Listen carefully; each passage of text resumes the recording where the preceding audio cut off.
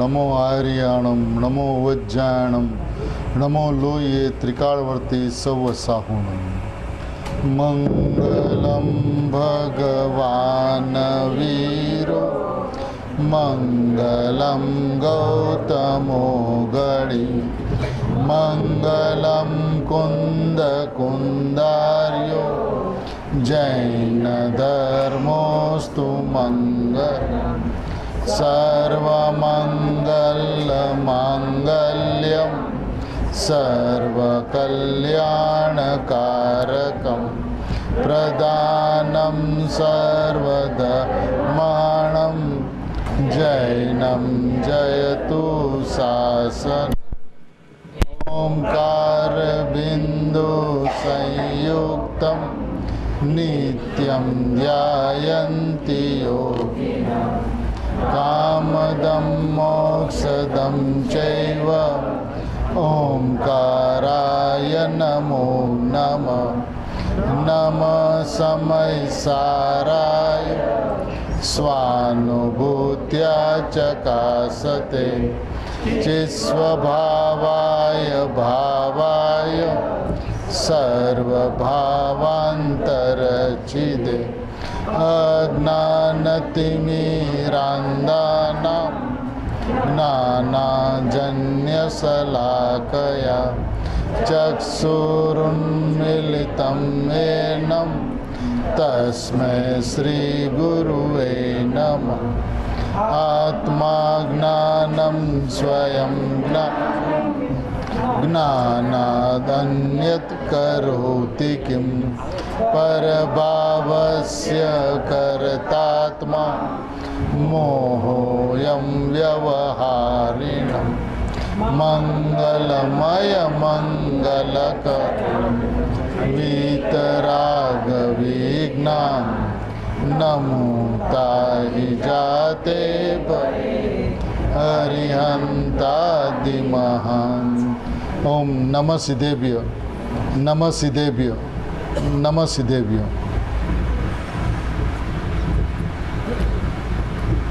सिमंदर परमात्मा के समोसरण में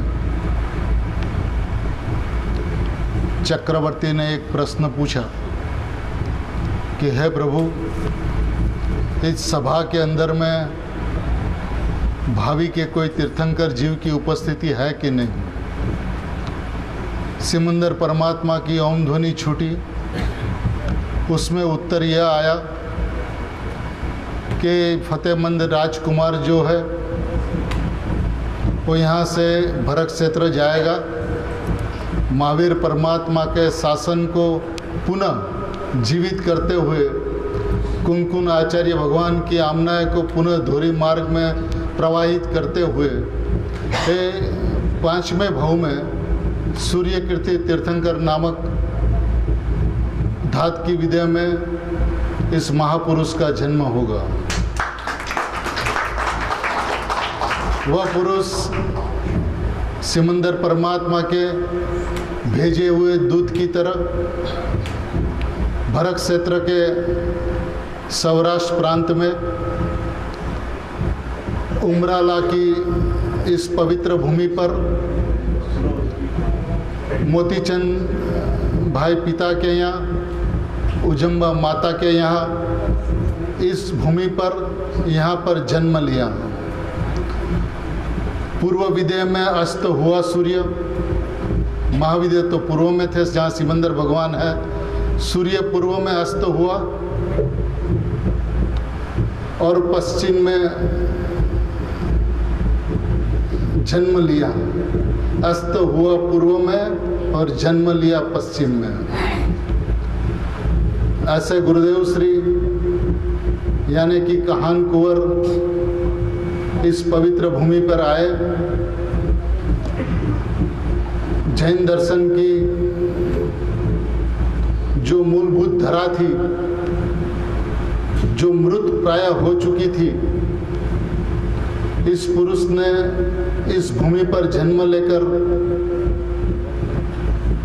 वह कार्य किया जो महावीर परमात्मा ने 2500 वर्ष पहले किया था। सही में देखा जाए तो जैन शासन की परिस्थिति यह थी कि पुण्य को धर्म माना जाता था और जैन शासन एक समुद्र के बीच में, मध्य समुद्र पे कोई व्यक्ति डूबता हो और सिर्फ उनके बाल दिखाई देते हो, कपाल तक डूब चुका हो, ऐसा जैन शासन उस हद तक अस्त हो चुका था। आत्मा की बात करने वाला इस विश्व में कोई नहीं था। अनुभूति की बात तो बहुत दूर, लेकिन आत्मा किसे कहते हैं, आत्मा का स्वरूप क्या है, किस तरह से आत्मा को पाया जाता है, ये बात प्राय अस्त हो चुकी थी। तब इस पुरुष ने जन्म लेकर समुद्र के मध्य में जाकर अपने बाहुबल से वो बाल पकड़कर, बाल खींचकर वो पूरे के पूरे व्यक्ति को बाहर निकाल दिया। यह ऐसा पुरुष निकला जिसने पूरा जैन धर्म का वो जय जयकार किया जो एक शासन नायक पुरुष ही कर सकता है। शुद्धात्मा तत्व की अभूतपूर्व बात, माने ऐसा लग रहा था कि जाने गंगा पूरी उल्टी दिशा में बहने लगी हो। धर्म का नामो निशान नहीं था। इस अकेले युग पुरुष ने अपने बाहुबल से पूरा समुद्र का प्रवाह सही दिशा में झुका दिया। एक ताकत था पूज्य गुरुदेव की, एक समता थी पूज्य गुरुदेव की, एक वीरता थी पूज्य गुरुदेव की। तो हम तो इस युग के दूसरे महावीर के रूप में पूज्य गुरुदेव श्री को देखते हैं, क्योंकि आज गुरुदेव श्री न होते तो आत्मा की बात कौन करता। मैं परमात्मा हूं ऐसा कौन बतलाता। कल जय कुमार भाई बता रहे थे कि गुरुदेव को किसी ने कहा कि साहब आपने हमको भगवान बना दिया। तो गुरुदेव श्री ने कहा हमने आपका भगवान बता दिया। बनाया नहीं, बता दिया। आप तो बने बनाए भगवान हो, उसको बनाए कौन। तो ऐसे गुरुदेव श्री इस भूमि पर जन्मे और वह कार्य किया जो कार्य की आज गुरुदेव के परिवर्तन के पहले सोच भी जिसकी मुश्किल थी कि ऐसा हो सकता है। 18,500 वर्ष तक ये मार्ग को प्रज्वलित रहना है। कुनकुन आचार्य देव की आमनाएं जीवंत रहनी है। उसलिए पंच परमागम हाथ आए और इस पंच परमागम का अर्थ करने वाले, यदि कुनकुन आचार्य ने तीर्थंकर जैसा कार्य किया इस युग में पंच परमागम की रचना करके, तो अमरचंद्र आचार्य ने गणधर जैसा कार्य किया उसकी टीका करके। और कुनकुन आचार्य देव और अमरचंद्र आचार्य देव के हृदय खोलकर पूज्य गुरुदेव ने तीर्थंकर समा काम किया, तो पूज्य भगवती माताओं ने गणधर जैसा काम किया। तो इस युग के अंदर में ऐसे त्रिपुटी संतों का भरत क्षेत्र में, सौराष्ट्र देश में जन्म लेना और शुद्धात्मा की, भगवान आत्मा की बात करना, इस पुरुष के बारे में क्या कहे, कितना कहे, किस तरह से कहे, समझ में नहीं आता। सचमुच कहा जाए तो पूज्य गुरुदेव श्री ने एक एक बालक को शुद्धात्मा रस पिलाया। इस तरह से पिलाया कि सभी जीवों के अंतरंग में भाव उद्भवित हुए कि हमें शुद्धात्मा के अलावा कुछ नहीं समझना है। सयोपसम की बातें बहुत दूर की हो गई। धारणा का विषय बस हो, बस हो, ऐसे भाव सबके अंतरंग में बहने लगे। जिस भगवान आत्मा को गुरुदेव ने आत्मसात किया, समय सार पाते ही 11वीं गाथा तक पहुँचते ही जो भगवान आत्मा को आत्मसात किया, वो भगवान आत्मा हमें आत्मसात किस तरह से हो, ऐसी धुन बच्चे, बड़े, बुजुर्ग, जुआन सभी के अंतरंग में ये बात बहने लगी। गुरुदेव श्री के जीवन के बारे में जो कुछ भी कहा जाए, जितना भी कहा जाए कम है। ये पुरुष तीर्थंकर वत पुरुष था। इनके निमित्त से 18,500 वर्ष तक जो अक्षर देह उनका जीवंत रह गया, वो कई भव्य आत्माओं को, शुद्धात्मा को दिखलाता हुआ, शुद्धात्मा को पिलाता हुआ, शुद्धात्मा का आत्मसात करता हुआ निहाल कर देगा। उसकी कल्पना भी आज अपन यहाँ बैठकर कर सकते हैं। आज यदि हजारों जीव नहीं लाखों जीव ये भगवान आत्मा की बात सुनते हैं, विचारते हैं, चिंतन मनन घोलन करते हैं, तो ये देन पूज्य गुरुदेव की है। गुरुदेव श्री सही माने में इस युग के अध्यात्म युग पुरुष थे, अध्यात्म युग के सृष्टा थे, अध्यात्म युग के दृष्टा थे, अध्यात्म युग के जन्मदाता थे। ये पुरुष सम्यक दर्शन के फैक्ट्री का संचालक है, जो 18,500 वर्ष तक उसकी फैक्ट्री चलती रहेगी। जो नींव उन्होंने डाली है, वो नींव संसार समुद्र पे नहीं, लेकिन भव समुद्र पे ऐसा पुल बांधा है कि जिनके पाए इतने मजबूत है और इतने उंडे हैं समुद्र के अंदर में कि किसी की ताकत नहीं उसको हिला सके। शुद्धात्मा की बात को बतलाते हुए, अमरत्व का ध्वज फैलाते हुए, शुद्धात्मा की चर्चा जिस तरह से शुरू हुई है भरत क्षेत्र में, महावीर परमात्मा का शासन सही में जीवंत हो चुका है। आज किसी भी पुरुष यदि आत्मा को समझना चाहिए तो उसके लिए ये तत्व बहुत दूर नहीं है।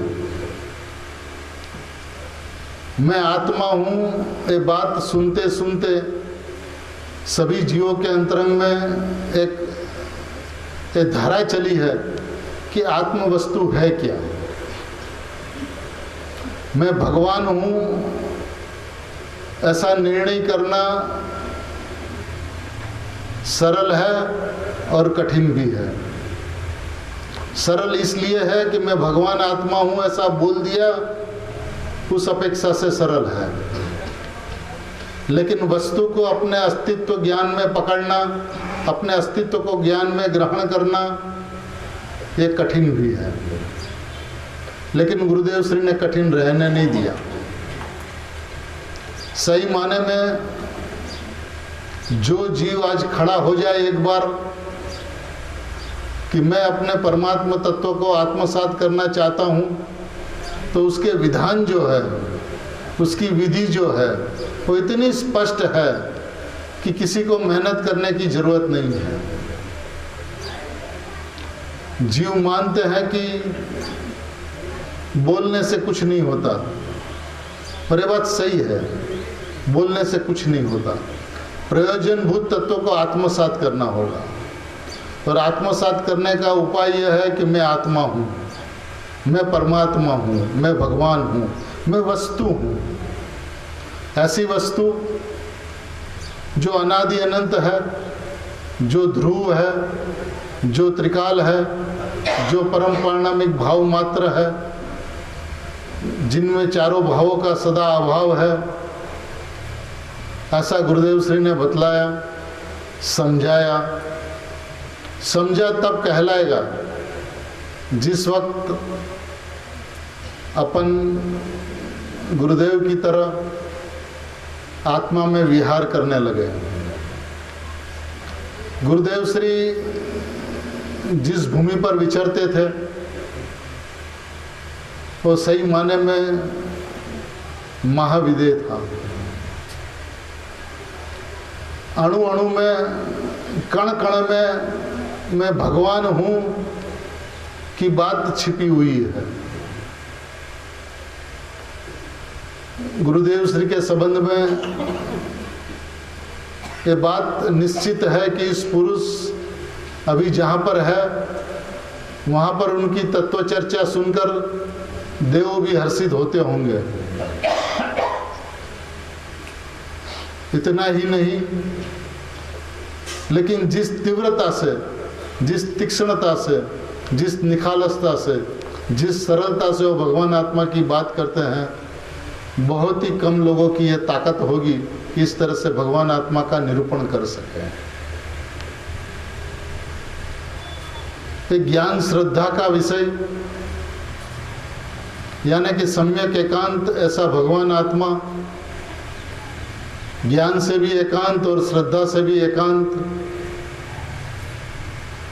ऐसा उपयोग के अंदर में जब चलता है तब युगपत परिणमते हुए यही ज्ञान और श्रद्धा सम्यक ज्ञान और सम्यक दर्शन में परिवर्तित हो जाते हैं। कठिनाई नहीं है बिल्कुल। जो समझते हैं कि इसके अंदर में कठिनाई है तो उनकी समझ की कठिनाई है और कोई कठिनाई नहीं है। वस्तु तत्व इतना ज्वलंत है, इतना देदीप्यमान है, इतना विद्यमान है, इतना प्रकट है कि जिसके प्राप्ति सहज मात्र में हो सकती है। क्षयब सम का परिश्रम करके सुधात्मा तक पहुंचा नहीं जा सकता। धारणा के अंदर में सुधात्मा को समझा नहीं जा सकता, क्योंकि प्रयोग के अंदर में धारणा काम में नहीं आती तो अनुभव में कहां से काम में आए। अपन इस बात को समझे कि गुरुदेव श्री मिले थे सिर्फ सुधात्मा का आत्म साक्षात्कार करने के लिए, और गुरुदेव श्री ने हथेली में सुधात्मा दिखाया। आज भगवान आत्मा की बात जिस तरह से प्रसारित हो रही है वो दिन प्रतिदिन रात दुगुनी तो दिन चौगुनी होती चली जाएगी। इसको रोकने वाला, इस ज्वाल को रोकने वाला इस विश्व में कोई नहीं है, क्योंकि ये वो तूफान है जिन्होंने पाखंडों का महल को ढहा दिया है। ये वो तूफान है जिन्होंने सुधात्मा की चिंगारी नहीं जलाई, पूरा का पूरा दावानल सुधात्मा का उद्घाटित कर दिया। 2 से 4 और 4 से 8 और 8 से 10 और 10 से 20 होने में समय नहीं लगता। गुरुदेव श्री का परम उपकार है, जिस उपकार को शब्दों के अंदर में गाया नहीं जा सकता। अपने आत्मा को जाने, अपने आत्मा को पहचाने, क्योंकि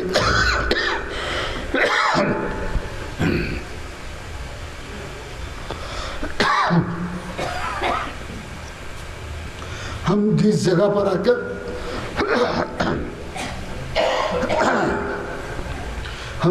पर आकर खड़े हैं वहां पर तीनों काल के तीर्थंकरों की ओम ध्वनि जिस तरह से बहती थी, बहती है या बहती रहेगी, वो ओम ध्वनि आज हमें मिली है।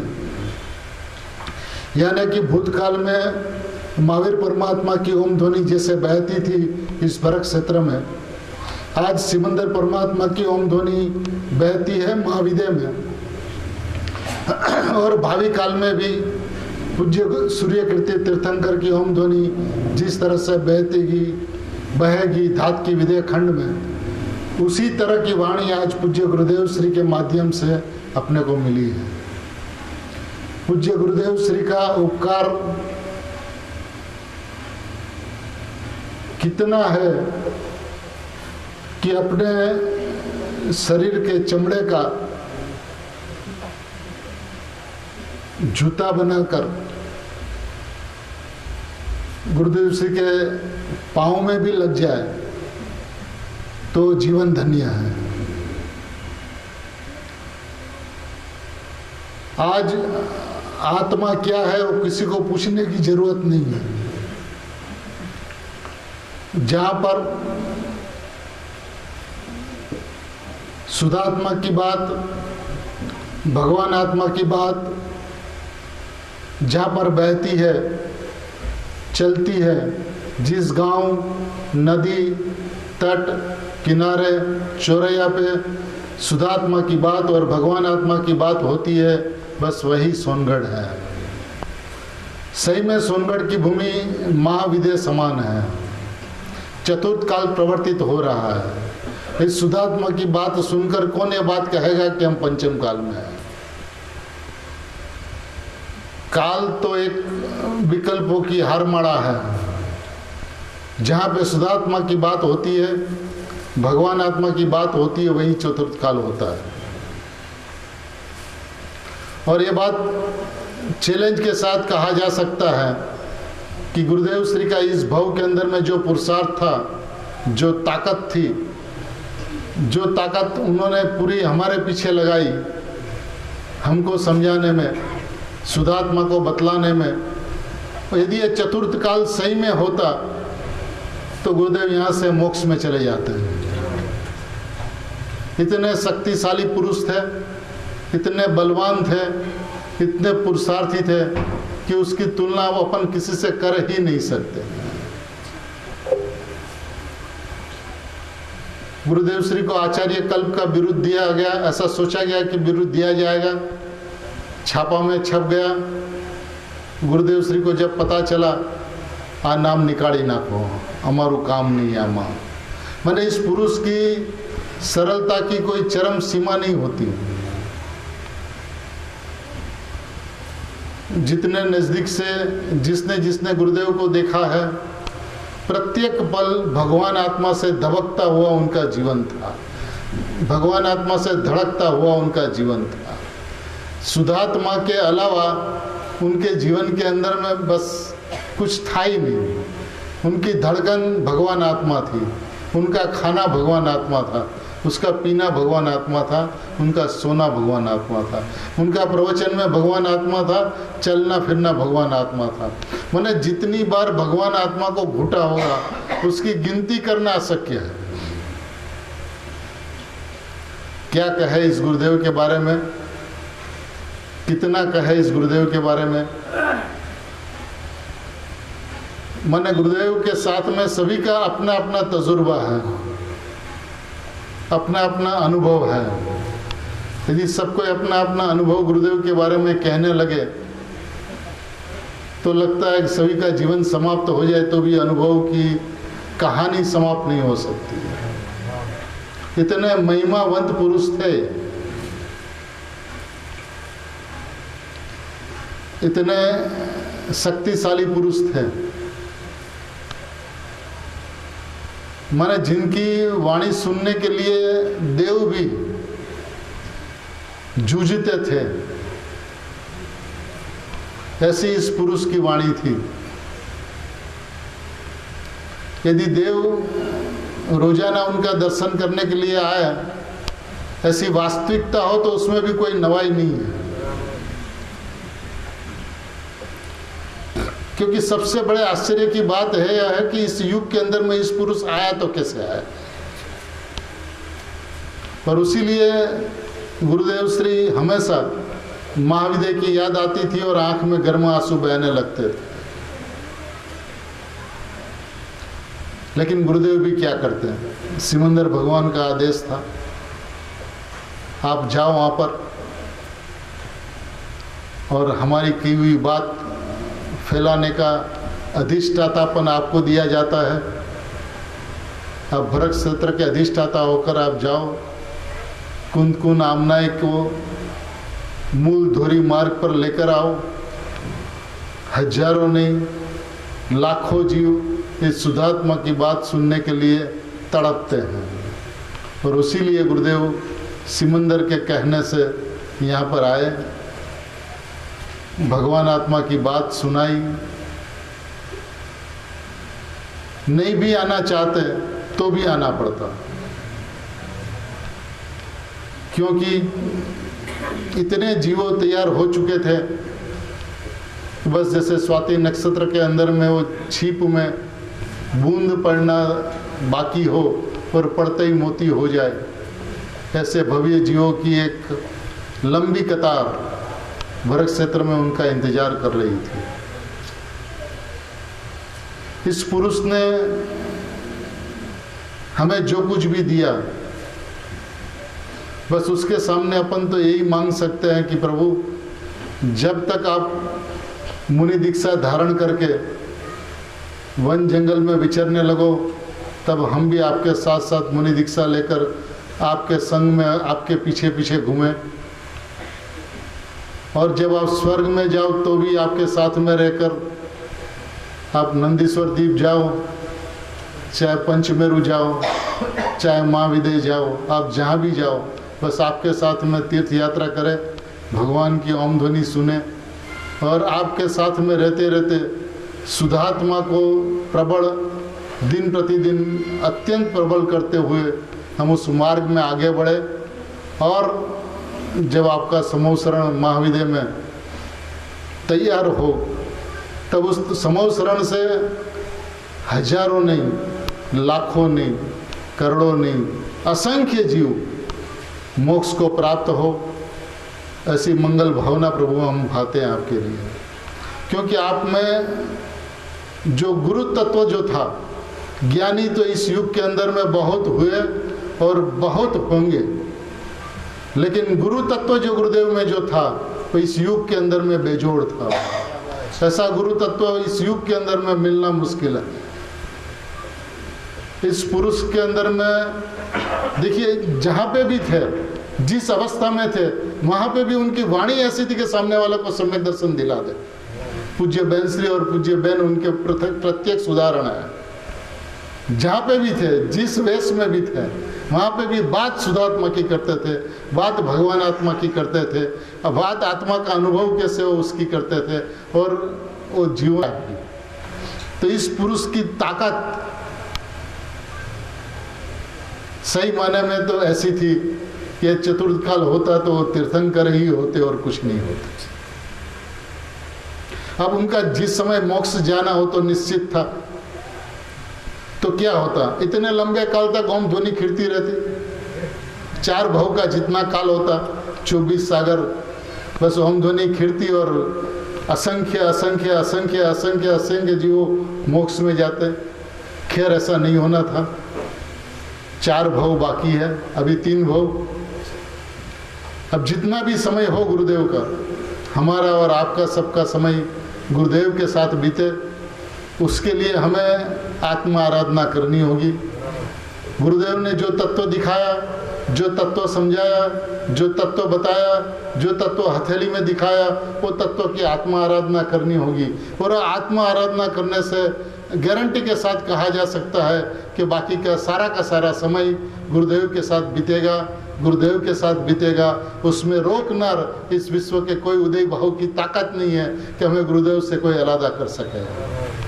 इतना आत्मविश्वास सभी के अंतरंग में होना चाहिए, और उसके लिए जरूरत है एक सिर्फ आत्म साधना की, आत्मा आराधना की, आत्म भावना की, शुद्धात्म भावना की।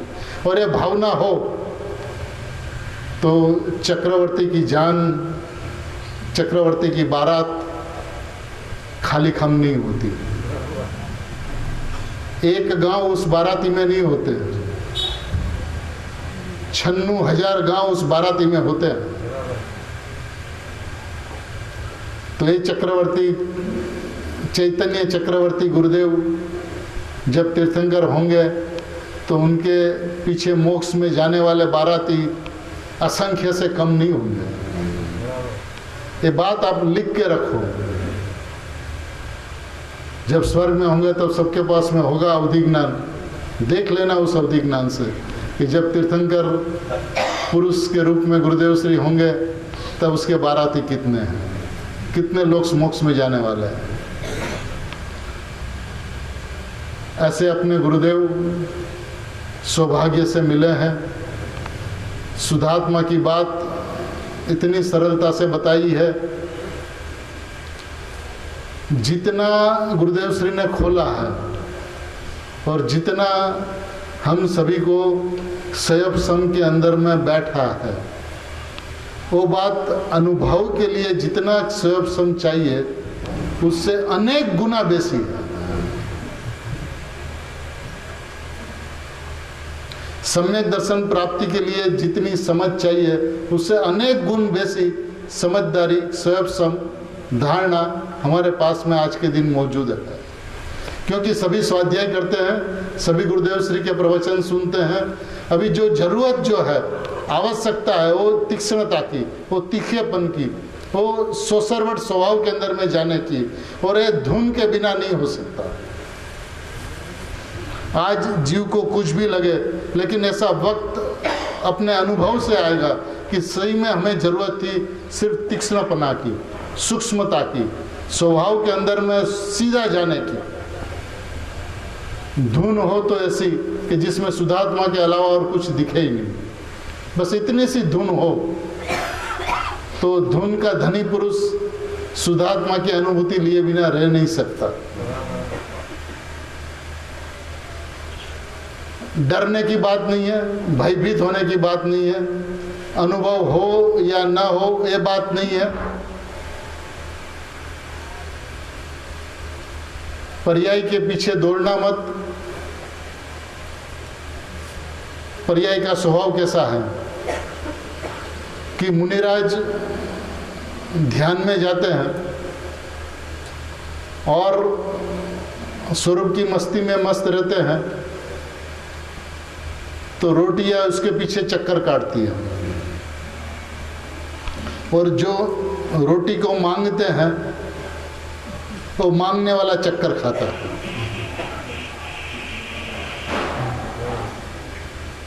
तो जो चीज आप मांगो वो आपसे भागे, जो चीज को आप त्यागो वो आपके आगे।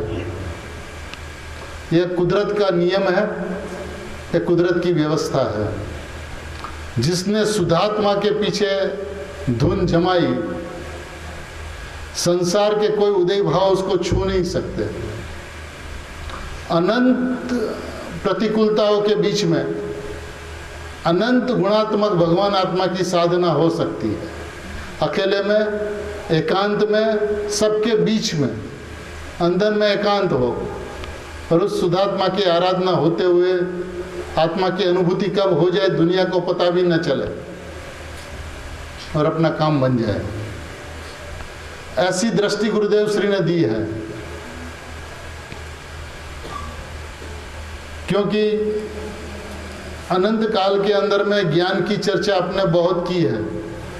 इस युग में भी गुरुदेव को मिलने के पश्चात ज्ञान की चर्चा, ज्ञेय की चर्चा अपन ने काफ़ी की है।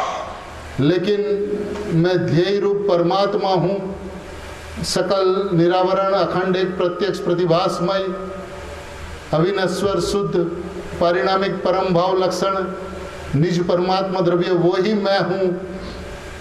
उसकी तीक्ष्णता, उसकी सूक्ष्मता, उस वस्तु की गहनता, गंभीरता, गूढ़ता को ताग हमने नहीं पाया, क्योंकि उसके ऊपर में वजन नहीं आया, उसके ऊपर में जोर नहीं आया। वो जोर आते ही सोसरवट वस्तु तक पहुंचा जा सकता है। और उसका यदि जीवंत जागता कोई उदाहरण है तो है सोगानी जी। जब अभ्यास किया तब बहुत अभ्यास किया, लेकिन कुछ पता नहीं चला कि क्या लिखा है शास्त्र में। और गुरुदेव के पास में आए और ज्ञान और राग जुदा है इतना ही सुन लिया, तो अंतरंग में बात यह चली कि पर्याय एक ज्ञान भी है और राग भी है, और दोनों भिन्न भिन्न हैं। तो हमें राग से क्या लेना देना है? राग तो हमें छूता ही नहीं, और हमारे में तो ज्ञान होता है, और ज्ञान तो गायक से अभिन्न है।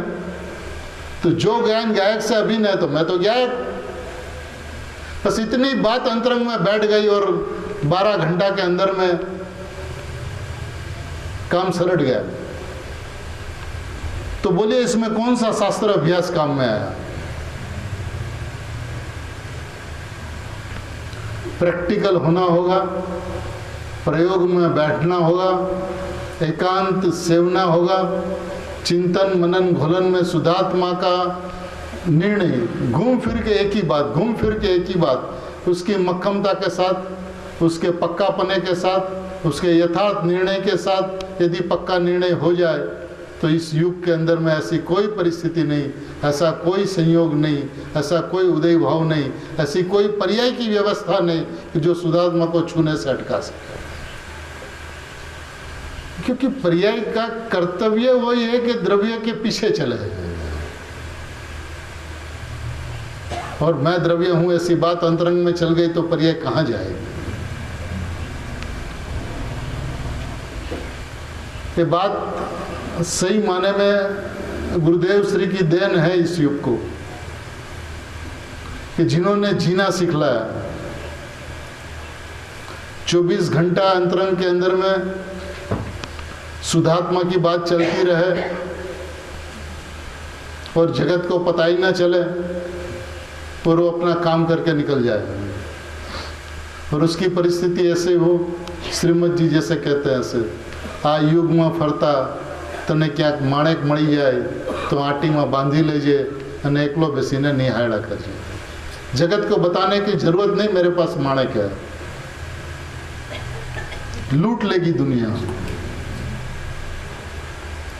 क्योंकि उसको तो बांधा वचका के अलावा कुछ आता ही नहीं है।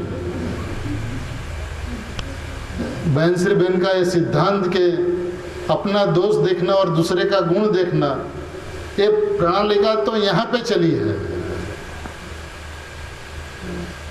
पर्याय को देखने की कोई बात ही नहीं है। मात्र द्रव्य को देखो, त्रिकाल उपादान को देखो, और तो पर्याय को देखो तो भी क्षणिक उपादान से देखो, निमित्त रूप मत देखो।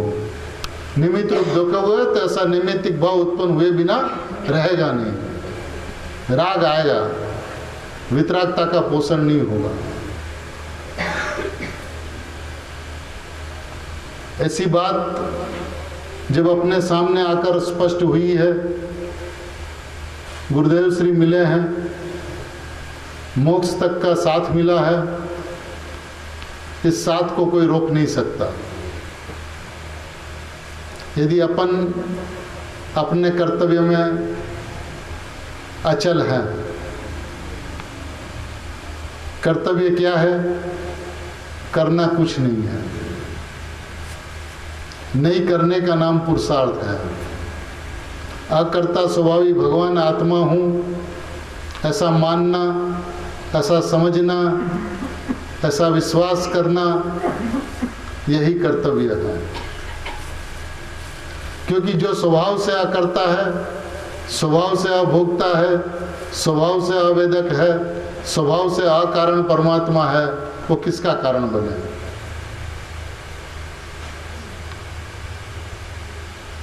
कारण परमात्मा और कार्य परमात्मा, ये बात भी जिनवाणी में आती है।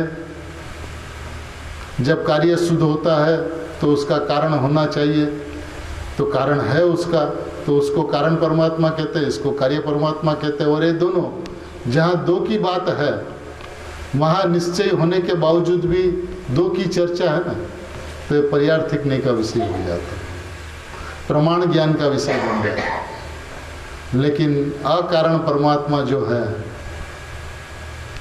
वो तो त्रिकाल निश्चय नहीं का विषय है। वस्तु स्वभाव से अकारण है, किसी भी परिणाम का वो कारण नहीं हो सकती। परिणाम के अंदर में बंध हो या मोक्ष, बंध का कारण हो या मोक्ष का कारण, उससे भगवान आत्मा शून्य है, तो किसका कारण बने? और कारण बने तो नित्य कर्तृत्व का दोष आवे। ऐसी अद्भुत व्यवस्था, फिर भी अनुभव के अंदर में कथनचित अभिन्न, और अनुभव का विषय सर्वथा भिन्न, पराश्रित परिणाम सर्वथा भिन्न, स्व आश्रित परिणाम कथनचित अभिन्न, दृष्टि का विषय सर्वथा भिन्न। ऐसी अगम निगम की बातें हैं जो समझ में आ सकती है। दृष्टि का विषय क्यों पर्याय की अपेक्षा रखें? और पराश्रित परिणाम तो है ही, पर तो सर्वथा भिन्न ही होने चाहिए। जो परिणाम जिसके अलग से होता है वो परिणाम उसका, पर के अलग से हुआ तो पर का, जड़ के अलग से हुआ तो जड़ का, पुद्गल के अलग से हुआ तो पुद्गल का, और आत्मा के अलग से हुआ परिणाम तो वो आत्मा है।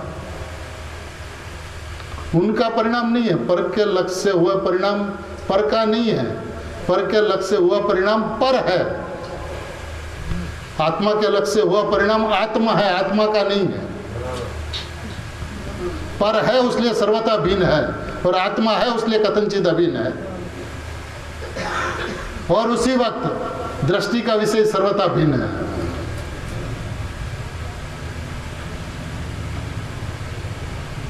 ऐसी अद्भुत चाबियां गुरुदेव श्री ने दी है, अपन को मिली है। सौभाग्यशाली है अपन सब कि जो बात अनंत काल में अनंत तीर्थंकर परमात्मा की अनंत ओम ध्वनि में समझ में नहीं आई, यहाँ गुरुदेव श्री की ओम ध्वनि में जो बात सीधी सीधी समझ में आ गई, तो ये तो परम परम सौभाग्य की बात है। हम अपने आप को कायर क्यों समझते हैं? हम गुरुदेव के संतान हैं, और गुरुदेव के संतान वीर होते हैं। गुरुदेव भी वीर पुरुष थे, किसी भी स्थान पर किसी की परवाह नहीं की। कांजी ये रोटला ना टुकड़ा मटे दीक्षा नहीं लीधी, ये कहनार वही पुरुष था ना। पुण्य का उदय होगा तो मिल जाएगा रोटी का टुकड़ा, और पाप का उदय होगा तो जंगल में जाके हित करेंगे। क्या परवाह रखी समाज की, जगत की, विश्व की? जहां अपना आत्मा जवाब देता हो वहां किसकी परवाह करे?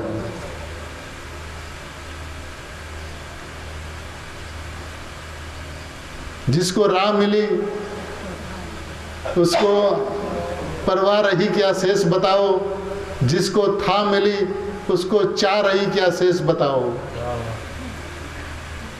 ऐसे अपने गुरुदेव थे, उस गुरुदेव के संतान हम सभी उस मार्ग पे चलने वाले सिंह होना चाहिए, क्योंकि सिंहण का दूध कनक पात्र में ही रह सकता और कहीं रह नहीं सकता। तो आप जगत की अपेक्षा मत करो, जगत इस बात को पचाएगा तो पचाएगा, लेकिन अपन तो कनक पत्र बने कि गुरुदेव की वाणी सीधी इस कनक पत्र के अंदर में समा जाए। बहुत सुंदर है, बहुत सरल है। कठिन मानोगे तो कठिन है, क्योंकि ये सहज स्वभाव है, और स्वभाव कभी कठिन नहीं हो सकता। एक समय था जब ज्ञान का विस्तार करना बहुत अच्छा लगता था।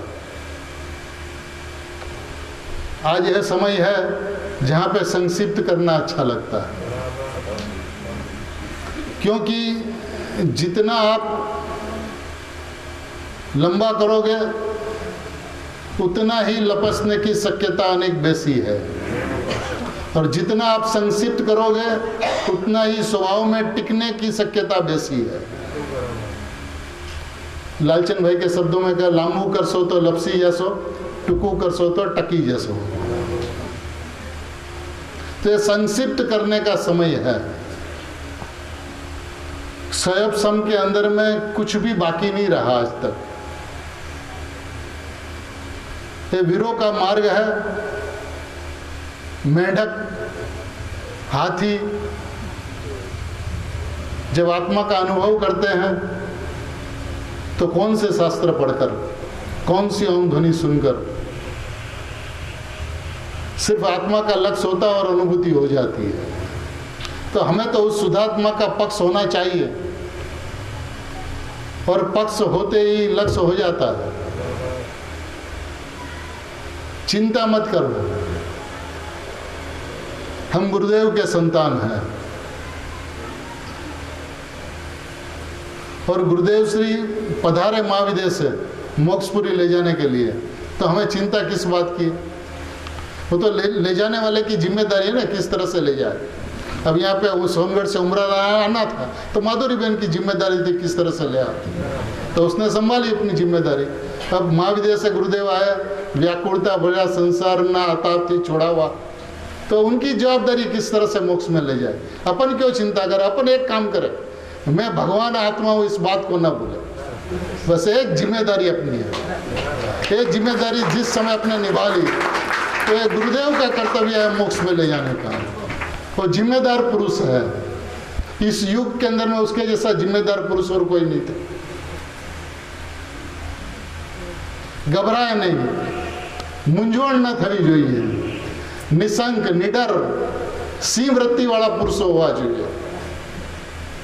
અને जो सिंह वृत्ति होगी तो यह काम ही है सिंह वृत्ति का। जो निर्भय होते हैं और निडर होते हैं और निसंग होते हैं, निसंक जो होते हैं वो निसंग होते हैं। तो ये स्वभाव है असंग का। सुगनी साहब कहते हैं हमें तो असंग के अलावा कुछ नहीं चाहिए, असंग के अलावा कोई संग ही नहीं चाहिए। और जब असंग में रह न सके तो गुरुदेव का संग हो जाओ, और गुरुदेव का संग न हो तो आत्मार्थियों का संग हो जाओ। लेकिन वास्तविकता तो हमें कोई संग चाहिए ही नहीं, क्योंकि वस्तु असंगी है। जो असंगी वस्तु है सो मैं हूं। किसका संग चाहिए, क्यों चाहिए? और हो तो गुरुदेव का संग हो, जिनके चरणों के अंदर में हम अपने आप को लेटा सके। और गुरुदेव पीठ थावड़ते थावड़ते साथ में ले चले कि चल भैया रास्ता तो यही है, हम इस मार्ग पे चले, तू भी इस मार्ग पर चल।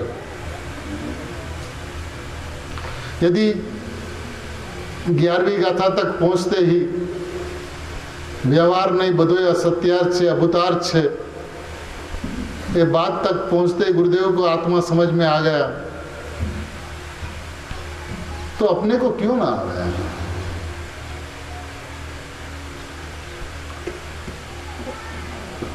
सद्भूत के असद्भूत, उपचरित के अनुपचरित, सारा ही व्यवहार असत्यार्थ है, अभूतार्थ है।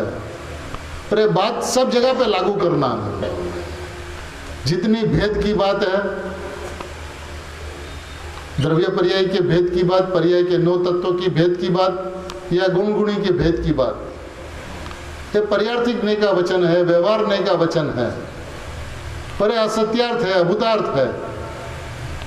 व्यवहार के हिसाब से भले ही सत्यार्थ हो, वर्तमान पर्याय की अपेक्षा से भले ही सत्यार्थ हो, लेकिन त्रिकाली परमात्मा की ओर से देखा जाए तो त्रिकाल असत्यार्थ है, त्रिकाल अभूतार्थ है।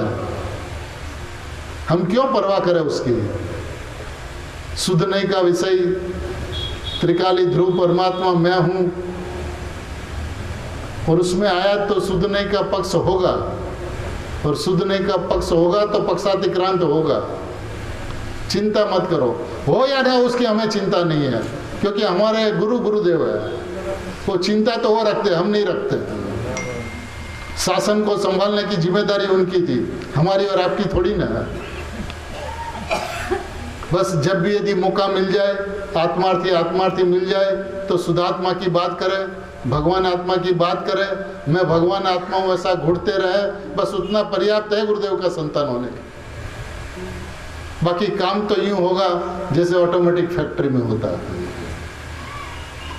किसी को प्रयत्न नहीं करना होगा।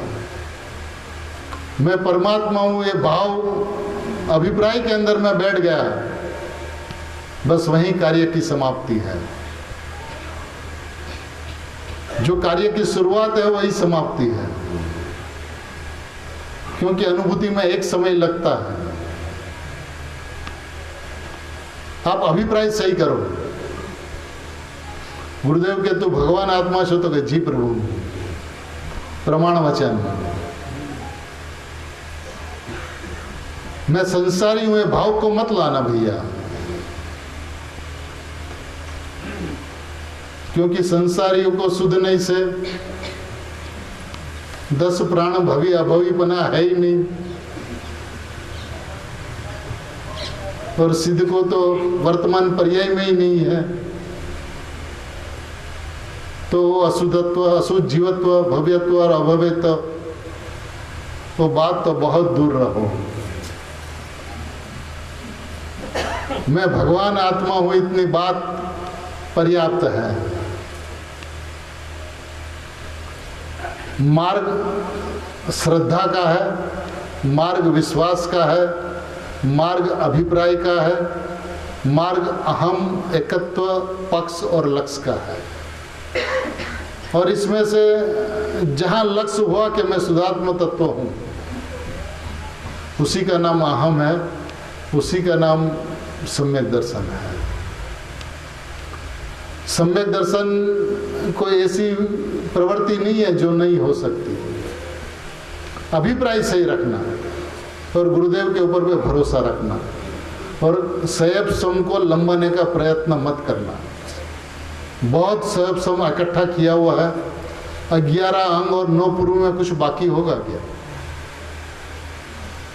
भगवान के किए हुए 12 अंग और 14 पूर्व में से यदि 11 अंग और 9 पूर्व का अभ्यास अनंत बार हुआ है, अनंत बार नौवीं ग्रह तक गया, तो उसमें क्या बाकी रह गया? शुद्ध नहीं का विषय, द्रव्यार्थिक नहीं का विषय, परम पारणामिक भाव मात्र वस्तु मैं हूं, वो बात रह गई। उसमें निसंकता नहीं आई, निर्भयता नहीं आई। अंजन चोर जैसी निर्भयता आ जाती तो अंजन भी निरंजन हो गया। इतनी निर्भयता नहीं आई, निसंकता नहीं आई।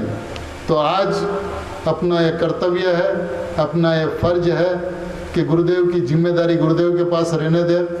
वो अपने वचन में पक्के हैं, आए थे महाविद्या से जिस काम को लेकर उसकी नींव डाल के गए हैं, सबके अंदरंग में भगवान आत्मा को जगा के गए हैं और मैं भगवान आत्मा हूँ, इसके अलावा अपने को कुछ पक्का नहीं करना। इसका मतलब ये नहीं कि स्वाध्याय नहीं करना, इसका मतलब स्वाध्याय करना, प्रयोजनभूत तत्व का करना, जो विषय जानने का हो, इन्फॉर्मेशन हो, उसको इन्फॉर्मेशन के कक्षा में डाल देना और जो प्रयोजनभूत है उसको साथ में लेकर चलना और उसी के अंदर में, उसकी गहराई के अंदर में जाते हुए, उसकी गंभीरता के अंदर में जाते हुए गुरुदेव जैसे पुरुष को कोटि कोटि प्रणाम करते हुए, अनंत अनंत प्रणाम करते हुए ये बात अपने अंतरंग में रखे कि हे गुरुदेव आप मैड़ा छो, हमारो मोक्ष नक्की है। इस युग के अंदर में ये वाणी उसको सुनने ही नहीं मिल सकती जिसका मोक्ष निश्चित न हो। जो आसन भव्य जीव हो उसी को इस उंडा अवसरपणी काल में भगवान आत्मा की बात सुनने को मिलती है। तो इतना विश्वास तो सबको ही रखे कि हमारा मोक्ष तो निश्चित है, हम भव्य है कि अभव्य ऐसी शंका ना करें। हमें केवल ज्ञान तो निश्चित है ऐसा विश्वास रखे और गुरुदेव के पुठे पुठे चले। गुरुदेव ने जहाँ पगडंडी पे पांव रखा बस उस पगडंडी पे अपन भी अपना पांव रखते, उसके पुठे पुठे चले। कब तक पुठे पुठे चले? चौथे भव तक। कब तक पुठे पुठे चले? दीक्षा लेने तक।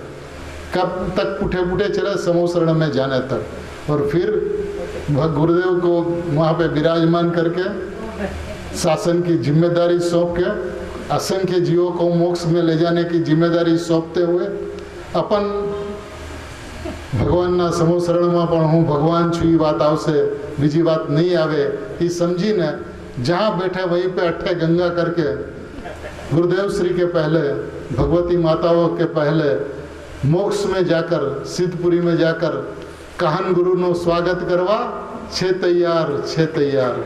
इसी भावना पूर्वक, इसी भावना पूर्वक गुरुदेव श्री के चरणों में अत्यंत भावपूर्वक, अत्यंत विनयपूर्वक, अत्यंत विनम्रतापूर्वक, एमना बाळकनी जेम विनम्रतापूर्वक, एमना चरणों में आड़ोटीने विनम्रतापूर्वक, भक्तिपूर्वक, समर्पणतापूर्वक, सर्वस्व समर्पणतानी भावनापूर्वक हे गुरुदेव श्री अपना चरणों में कोटि कोटि वंदन हो, कोटि कोटि वंदन हो, कोटि कोटि वंदन हो।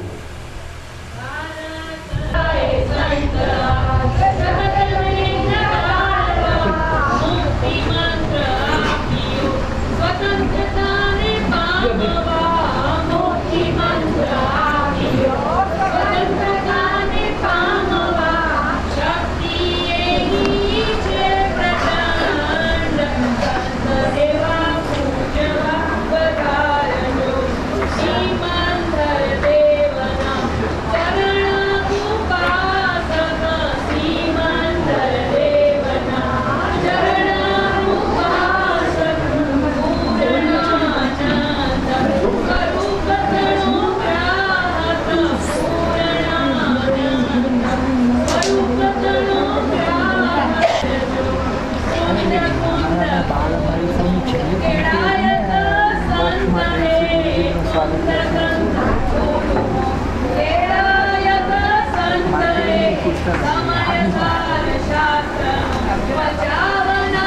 નાની અમારી ટોળી દેખો નાના મુનિ થશે.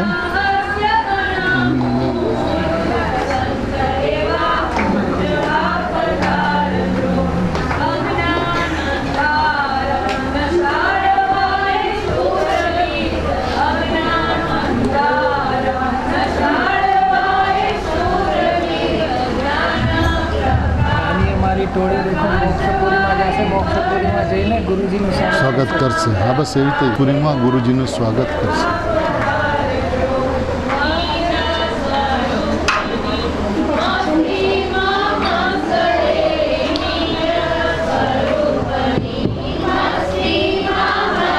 હવે દરેક પોતાની વ્યક્તિગત રીતે જો કંઈ કહેવાનું હોય તો નહીં કહેશો પ્લીઝ.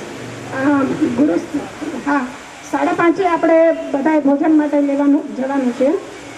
ગુરુસ્તુતિ સંગ્રહ પાનું 75. ગુરુસ્તુતિ સંગ્રહ પાનું 75. માલતીબેન શરૂ કરો. પાનું 75 ગુરુસ્તુતિ સંગ્રહ.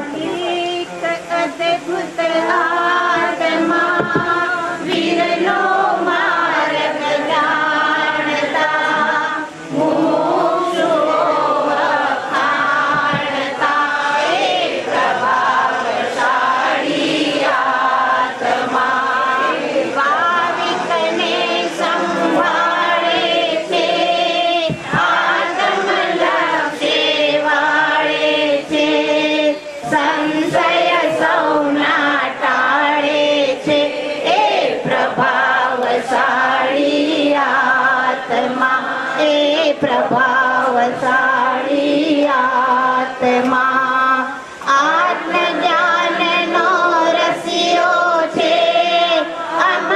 અંતરમાં વસ્યો છે. સંસારથી દૂર ખસ્યો છે. એ પ્રભાવશાળી આત્મા. એ પ્રભાવશાળી આત્મા. કર્મ શત્રુને હણનારો, સાચો અનુભવ કરનારો, વિરુદ્ધ ધારણહારો. એ પ્રભાવશાળી આત્મા.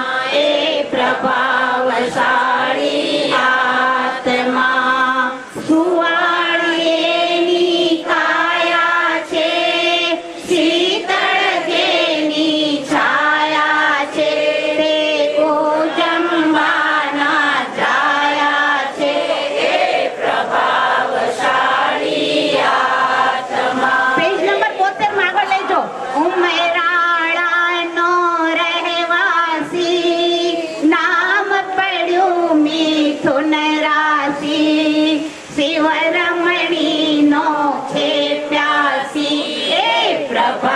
પ્રભાવશાળી આત્મા. એ પ્રભાવશાળી આત્મા. પાલજથી તે ઓળખાયો, અનેકના દિલને ભાયો. સુવર્ણપુરીનો મહારાયો. એ પ્રભાવશાળી આત્મા. એ પ્રભાવશાળી આત્મા.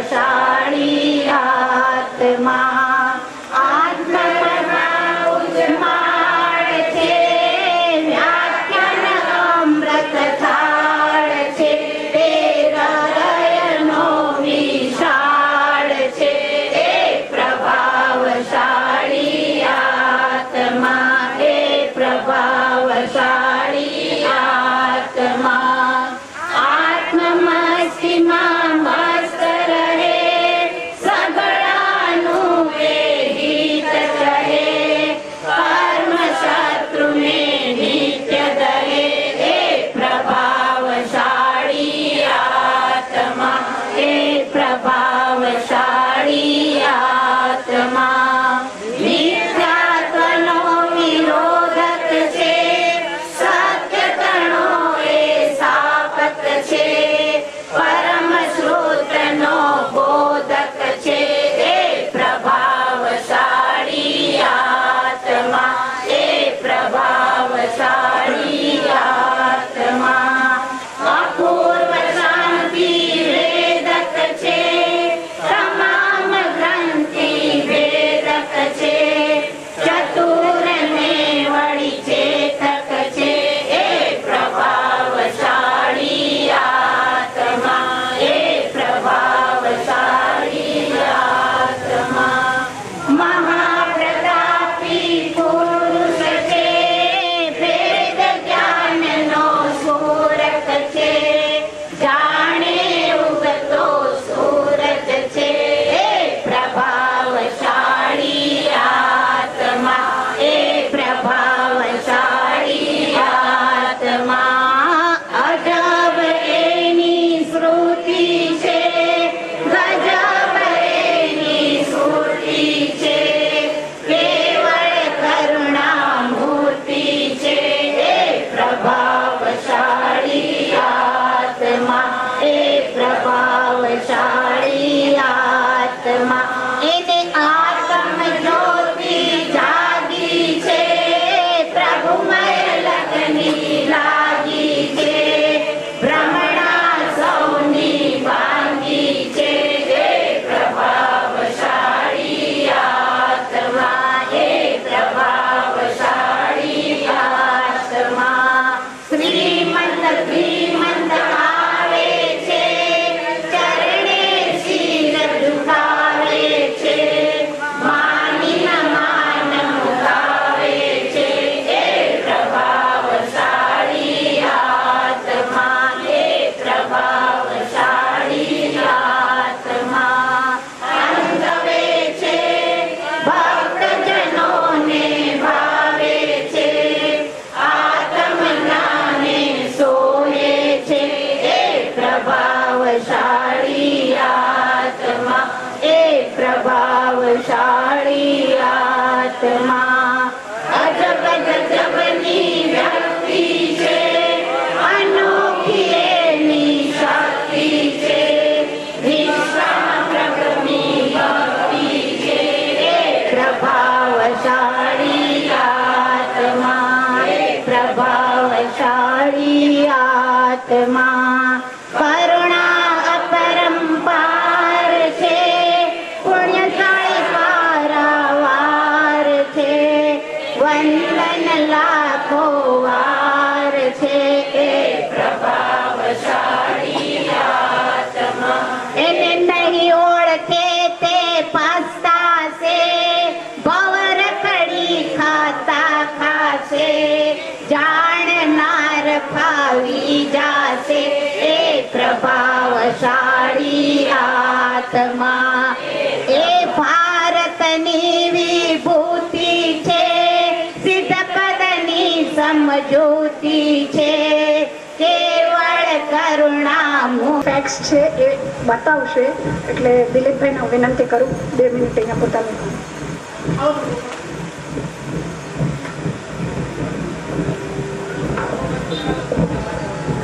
સભી મોક્ષ મંડળને જ્યાંથી વધારે આવે બધા મારા વંદન દિવગમ મોક્ષ મંડળ ઉમરાળા વતી બધાને મારા જય જિનેન્દ્ર. પૂજ્ય ગુરુદેવશ્રીનું જે સાહિત્ય પહેલાં ગુરુદેવશ્રીને પૂછેલું કે ત્યાં સુધી ભણેલા ગુરુદેવશ્રી સહજથી કીધેલું કે ભાઈ અવસર પર તો સમય જતાં એક મુમુક્ષ મંડળમાં જે બધા આવ્યા છો એમાં એક બહેને એક દીકરીએ પ્રશ્ન કર્યો કે ગુરુદેવશ્રીની તારીખ શું, જન્મ તારીખ. તો ખ્યાલ નહોતો, ખાલી અમને એટલો ખ્યાલ હતો કે વૈશાખ સુદ બીજ રવિવાર 1946. એટલો બધા મુમુક્ષ મંડળને પણ એટલો ખ્યાલ હતો, ડેટનો ખ્યાલ નહોતો.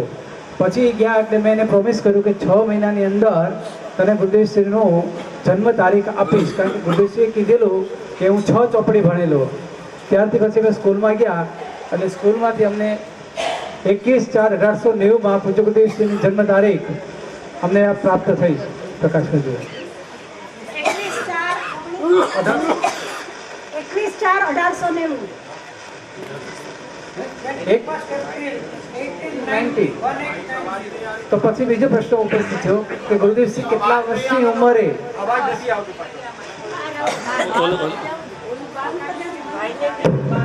ગુરુદેવશ્રી કેટલા વર્ષની ઉંમરે સ્કૂલમાં દાખલ થયા? અત્યારે આપણે 18 વર્ષે મૂકીએ છીએ, તો ગુરુદેવશ્રી દાખલ થયા 1 જુલાઈ 1897માં.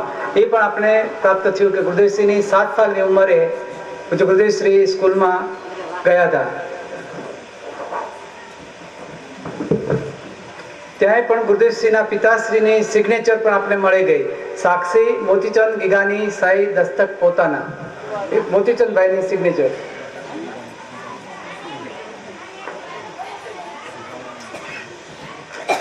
જ્યારે બેસાડવા ગયા એના પિતાશ્રી, ત્યારે ગુરુદેવશ્રીનો પ્રાયોરિટીમાં 7મો એડમિશન ક્રમાંક.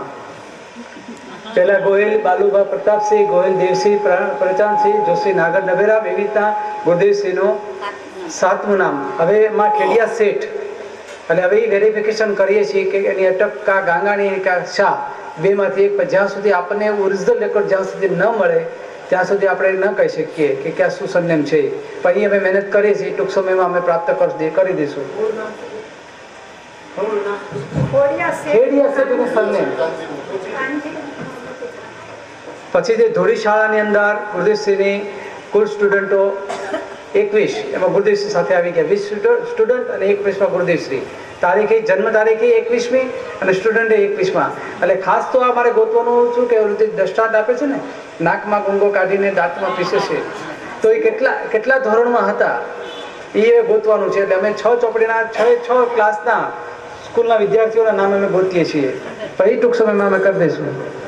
પછી ખુશાલભાઈનું અમને મળી ગયું પાછું, ગુરુદેવશ્રી કરતાં મોટા ભાઈ કેટલા વર્ષની ઉંમરના, એ પણ અમે ગોત્યું છે. એની જન્મ તારીખ છે 24/9/1884.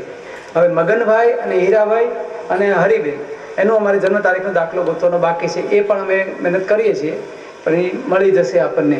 આ રીતે અમે બધું ડોક્યુમેન્ટ્સ રાખીએ છીએ. એ આપણે સ્મૃતિ ભવનમાં મૂકી આપશું. અને હા, ધોળી નિશાળ છે, ગામમાં છે, એ અમારી મંડળની ભાવના છે. ટૂંક સમયમાં પણ એ પરચેસ કરીને જે એ સમયમાં ગુરુદેવશ્રી કઈ રીતે લખતા હતા કે કઈ રીતે અભ્યાસ કરતા હતા, સિદ્ધો વર્ણન જે એ આખું એ સ્મારક બનાવી એવી અમારી મંડળની પણ ભાવના છે. પણ એ થઈ જશે. દીક્ષા પ્લેસ જે આપણી બસ ઊભી હતી ત્યાં બાજુમાં છે. જો આપણે ટાઈમ હોય છે તો આપણે વળતા ત્યાં એક ભક્તિ કરવી હોય તો છૂટ છે. અને પાછું પ્રકાશભાઈ, અમારે પાછું ગામનો એટલો સહકાર છે કે ત્યાં મેજિસ્ટ્રેટ કોર્ટ બી છે, મામલતદાર ઓફિસ છે.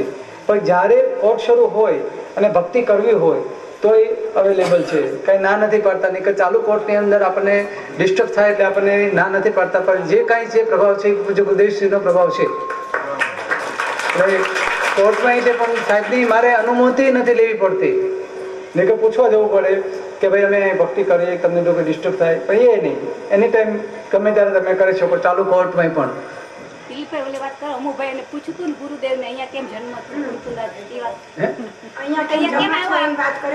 પછી એક મેં મારી એક ઓલામાં એક ઓમકાર ધ્વનિની અંદર કે ઉ વત્તા મ એટલે બરાબર ઓમ. તો ઉમરાળામાં એક ઉજંબા અને મોતીચંદ, માતા પિતા ગુરુજીની ઈશ્વર. તો ઉજંબા એટલે ઉ પહેલા એ આવ્યું, પછી મ બરાબર ઓમ હો ગયા, થઈ ગયું. તો ઉમરાળાની અંદર પણ ઉ અને વત્તા મ એવા તીર્થંકર દ્રવ્યના નામના સંકેતોની અંદર આવું મળે છે. એવું મેં અભિપ્રાય, મેં મારા મંતવ્યથી મેં આ જોયું હતું અને કર્યું છે. હવે કાંઈ ભૂલ હોય તો કહેજો. ઓમકાર ધ્વનિમાં, કારણ કે ઓમકાર ધ્વનિમાંથી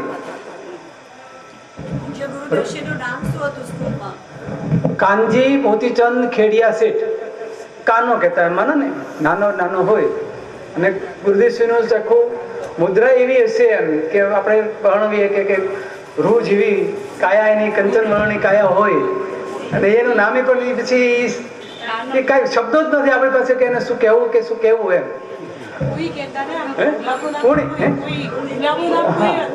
પુની જેવું એમ.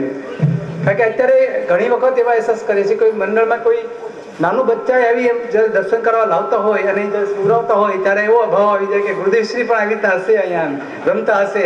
એ બધા વિકલ્પો આપણે કરતા હોઈએ છીએ એમ અન્ન ભાવનાથી. બસ વિશેષ છે જિનેન્દ્ર. અને આવી રીતના પ્રકાશભાઈને વિનંતી કરું, સભી મુમુક્ષ મંડળને વિનંતી કરું કે અહીંયા ઉમરાળા જન્મધામની અંદર શિબિર કરે, સ્વાધ્યાય થાય એવી અમારી મુમુક્ષ મંડળની વતી ભાવના છે. 1 દિવસ 2 દિવસ 3 દિવસ બધી વસ્તુની વ્યવસ્થા થઈ જશે, એ ચિંતા ન કરતા. બાકી સ્વાધ્યાય અને શિબિર કરે અને સમ્યક દર્શન પ્રાપ્ત કરીને જે મુમુક્ષ જાય એવી અમારી ભાવના. જય જિનેન્દ્ર. ધન્યવાદ દિલીપભાઈ. પૂજ્ય ગુરુદેવશ્રીનું આ જે જન્મસ્થાન જે છે, અહીંયા અંદર નીચેના રૂમમાં જે સાથીઓ કરેલો છે એ સ્થળે પૂજ્ય ગુરુદેવશ્રીનો જન્મ થયો હતો. આ એકચ્યુઅલી પહેલાં બધું જૂનું હતું. અહીંયા નીચે આપણે કચ્છમાં તો અમે લોકો એને લી પણ કહીએ, ઘાર કહીએ, તો એવું બધું અહીંયા ઘાર થતી હતી. ઉપર જે સિનંદર ભગવાનનું મંદિર છે એ મંદિર પણ બધું જૂનું હતું. પણ જ્યારે 2001માં ધરતીકંપ થયો ત્યારે એની 2 દિવાલો તદ્દન હલી ગઈ હતી. એટલું બધું હલવા છતાં ખૂબીની વાત એ કે ભગવાનને વેદીને કે ભગવાનને ક્યાંય પણ કશો જ કોઈ પણ જાતનો અંદરથી કંઈ પણ ફરક પડ્યો નહોતો. દિવાલો માત્ર હાલી ગઈ હતી. એટલે પછી સ્વાધ્યાય મંદિર ટ્રસ્ટ સોનગઢે અને નેમિશભાઈના સહકારથી આ બધું રિનોવેટ કરવામાં આવ્યું છે. એટલે આ નીચે જે બધું ફ્લોરિંગ છે ને બધું ધરતીકંપ પછી રિનોવેટ થયા પછીનું બધું છે. બાકી પહેલાંનું તો અહીંયા ગુરુદેવશ્રી જે ઘોડિયામાં ઉજંબા માતા એમને ઝુલાવતા હતા એ ઘોડિયું પણ અહીંયા હતું. અને એ સિવાય ગુરુદેવશ્રી જે એમના નાના બચપણના જે બધા એમના આપણે જે શું કહીએ ઝબલા ને એ બધું પણ અહીંયા રાખેલું હતું. એ બધું સમય અને સંજોગો અનુસાર અત્યારે અલગ રીતે પ્રિઝર્વ કરવામાં આવેલું છે. પણ આ એ જ પવિત્ર સ્થળ છે કે જ્યાં મોક્ષલક્ષ્મીમાં આપણને સૌને લઈ જનાર એવા મહાપુરુષનો અહીંયા પ્રથમ શ્વાસ અહીંયાથી શરૂ થયો હતો. આ દેહ એટલે કે કાનજી સ્વામી નામના દેહનો પ્રથમ શ્વાસ અહીંયાથી શરૂ થયો હતો. એટલે આ ભૂમિ પણ આપણા માટે એટલી જ પવિત્ર, એટલી જ અંદરથી ઉત્કૃષ્ટતાવાળી છે કે જેટલી સુવર્ણપુરીની હર ક્ષણ અને હર કણ. બસ હવે એક ભક્તિ આમાંથી આપણે લઈ લઈએ અને પછી પૂરું કરી નાખીએ. ભક્તિનું પાનું છે, પાનું નંબર 71, કોના પગલે પગલે. પાનું નંબર 71, કોના પગલે પગલે. માલતીબેન